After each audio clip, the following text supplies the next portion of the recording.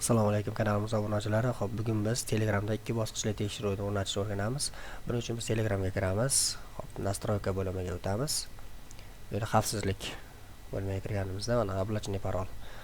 Bu rus tilida bo'lgancha облачный parol yoki ikki bosqichli tekshiruv chiqadi o'zbek tilida. Xo'p, bosdik. Sozdать parol. Bu yerga biz xohlasak 4 talik, xohlasak 6 talik, xohlasak 8 talik qo'yishimiz mumkin. Bu bizning ixtiyorimizda. Xo'p, men 4 talik qo'yaman. Продолжить. Xo'p, bu yerga podkastga shaxsan men uchun shart emas, kimdir qo'ymoqchi bo'lsa qo'ysa ham bo'ladi. Qayta tiklab olish uchun восстановлениyaga emailingizni joylashtiring deyapti.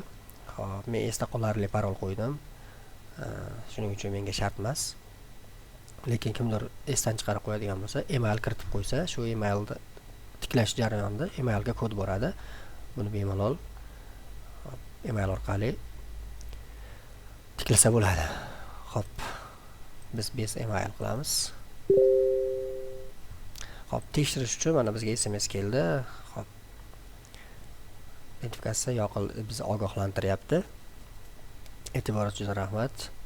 Kanalimizga obuna bo'lib qo'ying.